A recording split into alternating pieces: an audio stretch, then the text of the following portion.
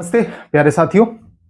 पिछले कुछ 2-3 लगातार दिनों से भारतीय जो क्रू मेंबर्स हैं शिप में, एक तो भारतीय जहाज और उसके बाद जिन जहाजों पर हमले हुए हैं, आप देख रहे होंगे स्ट्रेट ऑफ हार्मुज के पास, ओमान की खाड़ी के पास, तो उसमें जो है ज्यादातर भारतीय हैं और 3 जो है इंडियन जो है मेंबर्स की डेथ हो चुकी है।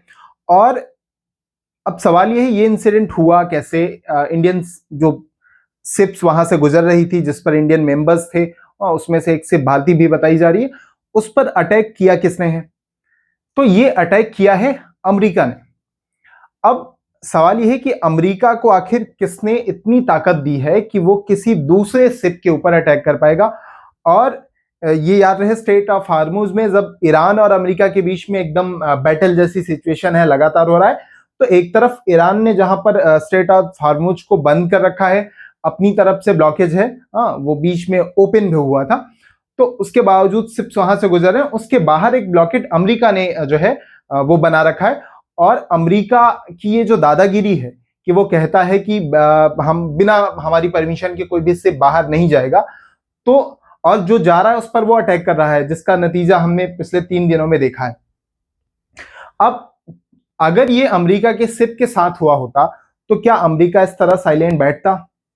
मैं आज देख रहा था कि भारतीय शिप्स पर इस तरह के अटैक के बाद में फॉरेन मिनिस्ट्री के स्टेटमेंट ढूंढ रहा था, फॉरेन मिनिस्टर के खासतौर पर। फिर बाद में पता चला कि उनकी तरफ से सेक्रेटरीट ने जो है अमेरिकन जो एम्बेसडर हैं उनको जो है उनसे रीजन पूछा है, उनसे इस पे जो है आप कह सकते हैं कि एक तरह से रिस्पांस मांगा है कि उनके रिस्पॉन्सिबिलिटी डिसाइड करने का निश्चय किया कि ऐसा क्यों हुआ है, वो जवाब देंगे।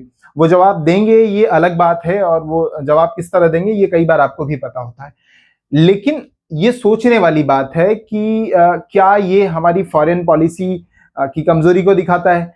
क्या ये दिखाता है कि हम जब आपको याद होगा कि इंडियाना ओशियन के पास, जब श्रीलंका के पास ऑलमोस्ट देखेंगे आप कि जब अमेरिकन जो है नेवी ने, आपने देखा होगा कि ईरानियन शिप पर अटैक किया था, तब हम ये सोचकर खामोश रह गए थे कि ये जो है ईरान और अमेरिका के बीच का मामला है। क्या उस पर रिस्पांस न करने के चलते आज अमेरिका ने ये रिस्पांस किया है? लगातार इंडियन शिप क्रू मेंबर्स जिस शिप पर सवार थे, लगातार 3 दिनों से ये हो रहा है, तो ये एक बड़ी घटना है ना।